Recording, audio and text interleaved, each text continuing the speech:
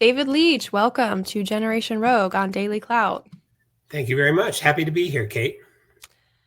So, for those who aren't familiar, David Leach is the owner, publisher of the Strident Conservative, an online source of Christian constitutional conservative opinion, and author of the new book, The New Axis of Evil, Exposing the Bipartisan War on Liberty.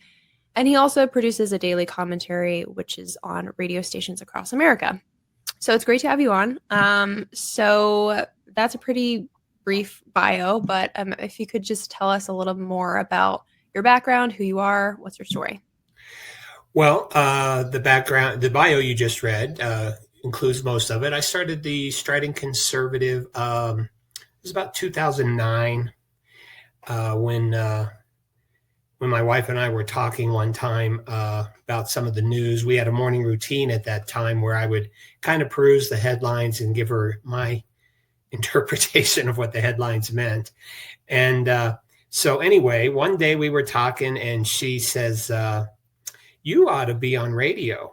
And I said, well, what do you mean by that? I mean, back then there was Rush Limbaugh and Glenn Beck and all these other conservative talking heads. And she says, well, but you're different. You're a voice in the wilderness. And that kind of struck a chord with me. I share this, in fact, this brief story in my book, struck a chord with me because I had attended a men's event called Wild at Heart by a man by John Eldridge is the man who puts those on. And we had this one session where we were learning more about how life and the devil and lots of other things kind of give us these labels, and we start accepting them as reality, like loser or failure and those kinds of things. And so we were invited to, after the session, to kind of just pray a little bit and ask God what kind of name he had for us. And the name I was given, or the name I thought I heard, was John the Baptist, which was really kind of weird. But when my wife tells me, you're a voice in the wilderness, oh, wow. And all of a sudden it kind of struck a chord because the Bible describes John the Baptist as the voice in the wilderness.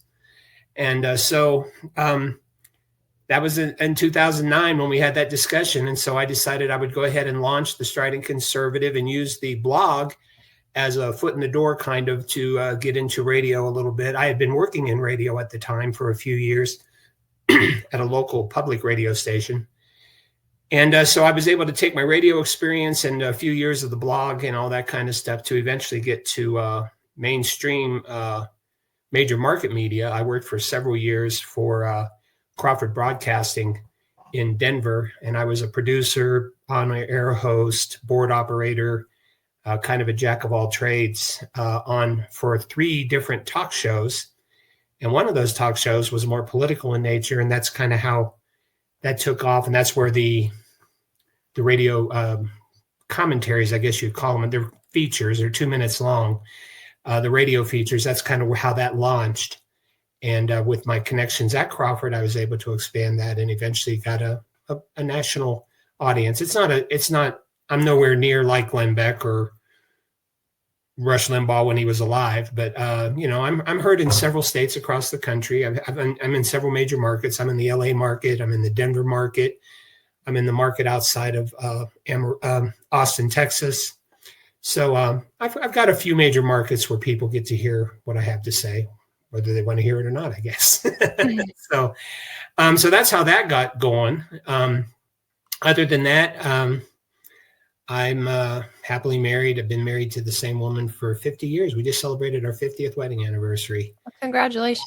Thank you. And so we live in you and I were talking before we went on air. I live in the ski country of Colorado and get to enjoy a pretty nice life under the circumstances with all the things going on politically in America right now. After thousands of customer requests, the wellness company has just launched the Kids Medical Emergency Kit.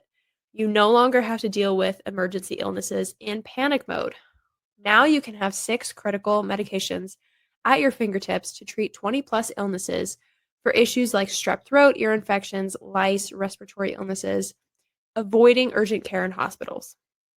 The Kids Emergency Kit has been hand-selected by the Wellness Company's medical board and includes chewable amoxicillin, dissolvable ivermectin, and an optional EpiPen, and more. This includes a detailed guidebook guiding you step by step through emergencies. Ordering this kit is simple. Only parents can order for their children. Fill out an intake form, and you'll get a verification call for consent. Then it's delivered to your door. Don't wait until you're in the middle of a crisis and avoid late-night urgent care runs. Order your kid's medical emergency kit today and remove panic from your life. And if one or two of the scripts run out, there's a replenishment option to restock only what you need. Go to dailyclouthealth.com and grab your kid's emergency kit right now. Use code KATE to save up to $40 at checkout. These kits are only available in the USA. That's great. So I'm curious though about Strident Conservative. You know, you mentioned being in radio and writing blogs and stuff, and being on radio with your commentary. I was looking at the Strident Conservative, and it's like a full-on website with different categories and other people writing blogs. So what made you want to expand beyond like a personal blog, or because there are lots of independent podcasters out there. So what made you want to I mean, it's a lot of work, right? Like running a website. It's a lot of work. It's a one-man show. I do it all. Right. I'm the editor, the writer, the producer, and I do my own radio production. Of course, that's easy for me because of my background. But right. But what made you want to go beyond that? Like include other voices on your site? Well, I wanted to more. When we first launched, I was kind of just like a professional ranting machine. It was just like, well, so and so in politics did this, and this really ticks me off because. I'll give you an example. My very first blog entry, it's not even up on anymore. A few years ago, my website was hacked, and I lost about the first 4 or 5 years of my content. Oh no! But the very first article I published was my opinion on same-sex marriage, and the name of the article was "I Now Pronounce You Man and Dog," because I figured if marriage is no longer between a man and a woman, then I want to marry my dog. We both love each other, and we both respect each other, and it was very satirical. And I took my satire was kind of like the basis of everything I did in the beginning. It was more. I had one guy tell me one time he thought that I was kind of like a blend of Ann Colbert and Stephen Colbert with my sarcasm and that kind of thing. Now I'm still a bit sarcastic. You'll catch some of my sarcasm in my book, but I wanted to take it beyond just another sarcastic voice, and I just woke up one day when I was approaching 60 years old and just decided, I want to leave a legacy. I want to have more. I want what I do and what I say and my opinions. I want them to matter more, to where perhaps maybe I change some minds and I make a difference for future generations. My wife and I were never able to have children. So, it's like, well, maybe this is a way for me to influence the next generation differently. And it has had that kind of an effect, sort of. I would say about it's an arbitrary statistic because I don't have the hard numbers in front of me, but I'd say about 30% of my followers are people under the age of 30 years old. And so I am kind of succeeding in trying to make that difference. And lately, over the past few years, and that was why the book was written, it went beyond the Republican Democrat politics and, all the reasons why Republicans are the way you should vote and Democrats are the way you shouldn't vote. And it got more involved and it kind of expanded. It's like, in hindsight, as I look back, especially since all the events since 9/11, as I look back, I see that both political parties are no longer really concerned about doing their job under the Constitution, and they're more concerned about preserving political power. And the way they're trying to preserve their political power is by chipping away at our constitutionally protected God-given rights to life, liberty, and the pursuit of happiness. And so that's kind of where my emphasis shifted. That happened well, it's like I said, it happened mostly since 9/11. So a little over 20 years ago, my emphasis went more from between like the war between Democrats and Republicans to the war between Democrats and Republicans against the American people. Yeah, that's super interesting. So that's kind of, I don't know if I answered your question, book. but that's kind of how we expanded from just a blog where I rant once in a while to actually now trying to be a reputable publication where and it sounds like that's kind of where the takeoff point was for your book, right? The New Axis of Evil. So yes, it's really less about Democrat versus Republican and more about something bigger. So tell us about your book, kind of get deeper into the premise and why is it important? Well, on the back of the book, it kind of tells you this little blurb. I'm gonna repeat to you, but and I'm not gonna read it. I know it verbatim almost. But there is a bipartisan war on liberty. Specifically, how liberty is defined in the Declaration of Independence and the Constitution, and this bipartisan war is gone. It's expanded. It's no longer just the Republicans and Democrats in Washington. It's both parties nationwide. It's happening at the state level. It's happening by members of the media. I mean, we have left-wing media and right-wing media, and both of them are presenting quote unquote news from their own slanted left or right perspective. There's no, and so it's like even when somebody is caught, like I have loads of examples in my book. I have something like, I don't remember the exact number. I have something like over 400 footnotes of all the documentation that I have that shows how this person in the Democrat Party or this person in the Republican Party both essentially did exactly the same thing in the end. It's just that one of them called it one thing and one of them called it another thing. And if you're in that left-right thing in the media, well, you know, what my guy is calling it is okay. What the other guy's calling it is what's wrong. And it's become this duopoly of power where you can't, you really, you know, voting, quite honestly, the past 4 or 5 presidential elections, voting has been an exercise in futility, because you're really not voting for a difference. You're just voting for somebody who's saying the same thing a different way. And so there are a few exceptions to that rule. There are a couple of conservatives still in Washington, but they're so vastly outnumbered that they really can't get anything done.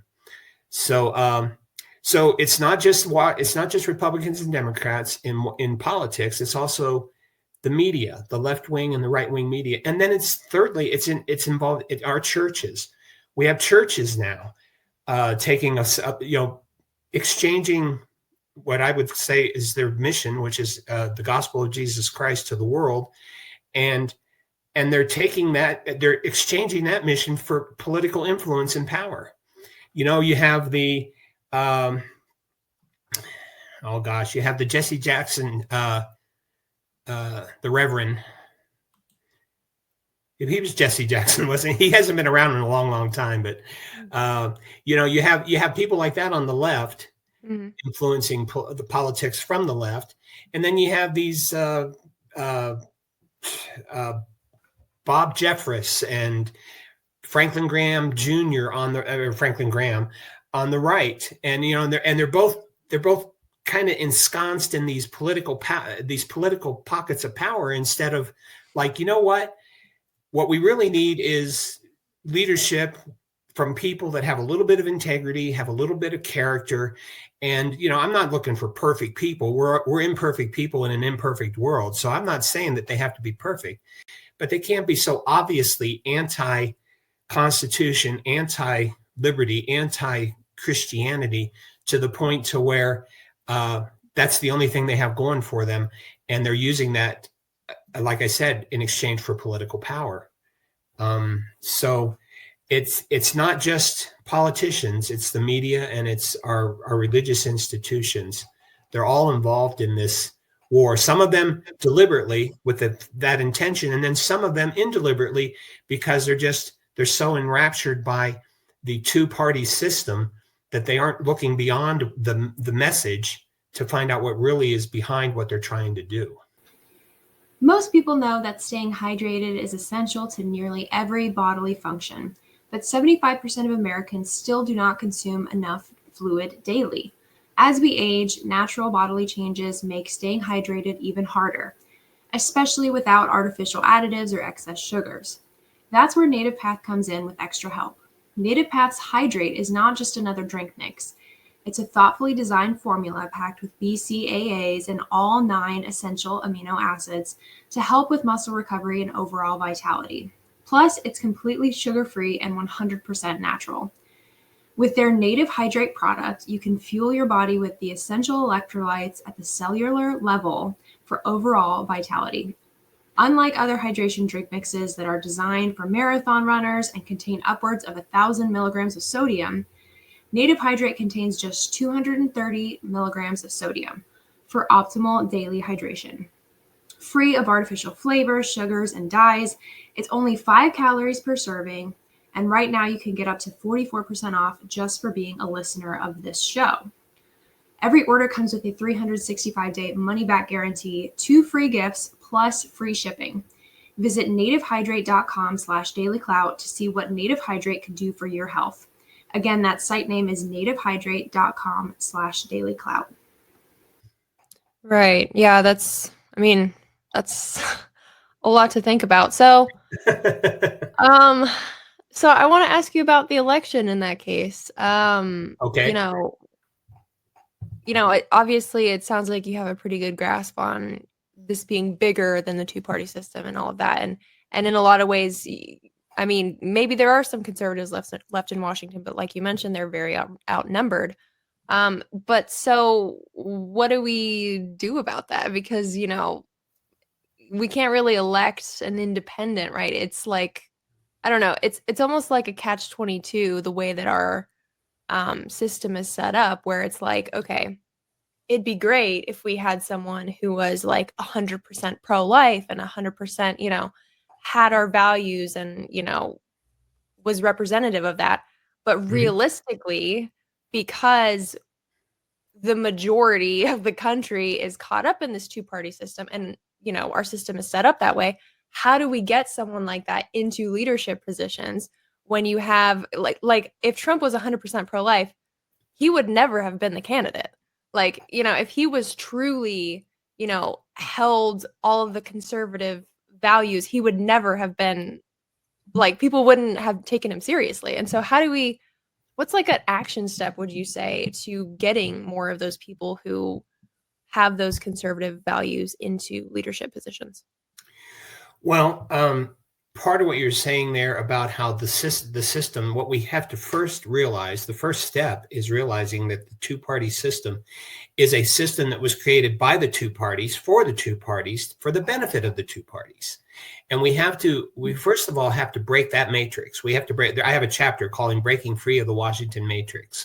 And we have to get out of this fact. We have to understand that we are slaves to a system created by the two parties that benefit from that system.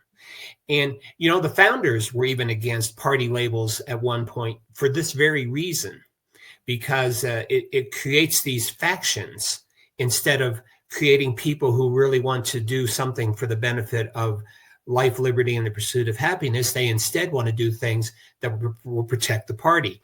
You mentioned Donald Trump, for instance. My social media accounts are full with tweets and Facebook posts about how, there are these threats being issued by a lot of them from the religious circles. It's like there are 53 Republicans in the Senate, so every nominee from Donald Trump should get 53 votes for affirmative. Well, that's a party decision. That's not necessarily a decision what's the best interest for the country.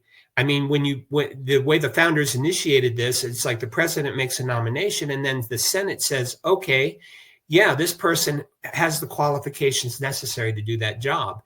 But now it's turned into this, well, if you're a Republican, you got to support Trump because he's a Republican.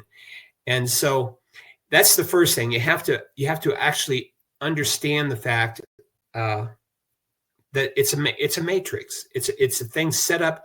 The machine world is the Democrats and the Republicans, and we're the ones in the pods. And as long as we stay in the pods, we're going to do whatever the Democrats and Republicans tell us to do. But we have to break free of those pods. Now, that leads to the second step. The second thing is you're not going to change it in Washington. You're right, because the system, the machine world runs things, and it's so big, you're not going to change the whole machine world overnight. You're only going to do it by breaking free of the pod. And the first thing you can do to break free of the pod is to start acting locally. I mean, there are lots of things. Shannon Joy talks about how she believes that everything has to start from the bottom up. And that's really true. What we have to do is we have to understand what the system really is and then decide not to participate in that system anymore. And it's like, that doesn't mean you don't vote and all those kinds of things. That doesn't mean you don't try to make a difference on the national level. That's about half of what I try to do. But you have to act locally. And there are school board elections, there's local commissioners, there's councils, there's things like dog catcher. I mean, do whatever you got to do if you understand that the two-party system is broken and that we need a change in order to restore Christian constitutional conservative values to our country, then you start locally. Because I don't know what the true statistic would be, but it's probably a very high number that most of the people in Washington started out locally. They started out on the city level and then went to the state level and then went to the national level. So you can do things that way. The other thing that acting locally does too is that on a state level, then at least you can do things to influence. Maybe we don't get rid of the two parties, but maybe we at least fix the two parties. And that way you can at least get in there and you can do that. You can, if you get involved locally, then maybe you get a gig on the Republican Party leadership in your local county, or Democrat for that matter. Like I said, I'm an independent, so I don't have any loyalty to Republicans or Democrats. But I'm just saying that if you want to try to fix the system within the existing system, you can still do that by acting locally first. So understand that the system is irreparably broken, and the machines in Washington control the whole game. So break free of the pod, find yourself a Nebuchadnezzar, the name of the ship in the movie The Matrix. Find yourself a Nebuchadnezzar with a few fellow patriots and do things locally. Do what you can locally to try to pull people out of the matrix, and do things locally to try to make a difference, to where maybe you defeat a few machines along the way and you start making a difference that could eventually lead to the national level. So I'd say it starts locally. So don't put your hope in Washington, because Washington is going to disappoint you every single time right now because of the machine world run by the Republicans and Democrats. You can get more when you open a gold IRA with Birch Gold Group and get free silver coins shipped directly to your home. That's right. It's the most wonderful time of the year. The time of the year when Birch Gold gives away free silver American Eagle coins for every $5,000 purchased. And here's the best part. You don't have to pay a penny out of pocket. By December 20th, simply convert an existing IRA or 401k into a tax-sheltered IRA in precious metals, and Birch Gold will send you your free silver coins directly to your home. Now you might be thinking, why do I need to diversify into gold? My guy's headed to DC. Things are all good. Here's the fact, though. An administration trying to put a dent in a $36 trillion national debt in just 4 years, more like 3, possibly even 2, is like a field mouse trying to stop a freight train. We can't even afford to pay the interest on that debt, let alone the principal.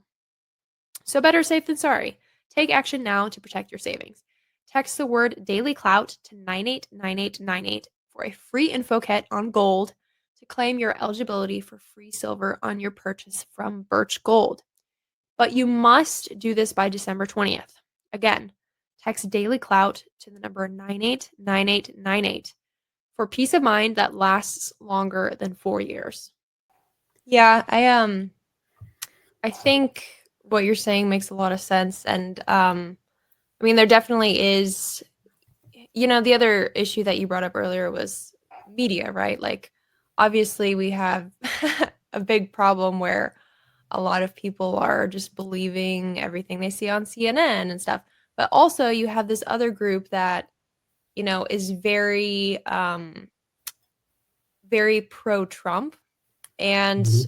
like, I'll admit, I'm definitely like I'm definitely glad that Trump won because I cannot stand Kamala Harris for many reasons. Sure. But at the same time, like we can't just like even if Donald, like you agree with most of the things that Donald Trump says, right? And this there's this idea that okay, well, he's not really a politician, he's a businessman, and so there's a practical element to that. But what would you say to people who are just kind of like, it's after the election, so it's like, okay, we can relax, everything's better now. Because there's this other, section of the media that's very pro-Trump as well. And so, but in that same sense, it's still right media. There's still like a filter on it. So you're not really necessarily seeing the big picture if you're still caught up in the two-party system is going to be okay because Trump's now back in office. What would you say to those people? They're wrong. uh, for example, in the book, I track the entire assault on liberty pretty much from FDR to present day. And so there are lots of, Trump has been in office for 4 years previously. So there's a track record that you can go on. And I'm looking at things purely from the perspective of trying to save liberty. So for example, I have published articles that were not favorable to Ron DeSantis, and I know that many people who didn't like Trump felt that DeSantis could be the answer. But again, it goes back to, well, how will what he does affect liberty? That's how is liberty affected? That's almost like the first question I ask anytime some policy announcement is made. How does this affect liberty? So you can't give up, because like we said previously, it's a system. The system is still there. The system has still been run previously by Donald Trump, and he's provided very little evidence that it's going to be much different. I mean, look at some of the nominees that he's put up for various positions in his administration. I mean, he supposedly is concerning the COVID vaccine, for example. He supposedly has had a come to Jesus moment, and it was wrong. Yet he still brags about Operation Warp Speed. And then he nominates someone like the sheriff from Florida who is seen on video bragging about the fact that he arrested a pastor for holding church services during a COVID lockdown. And so it's like, you can't have your cake and eat it too here. If you've really truly made a difference, or if you truly have changed, then it should be reflected in some of the things you're doing. Yet every single solitary person being nominated for a job is a loyalist of one form or another.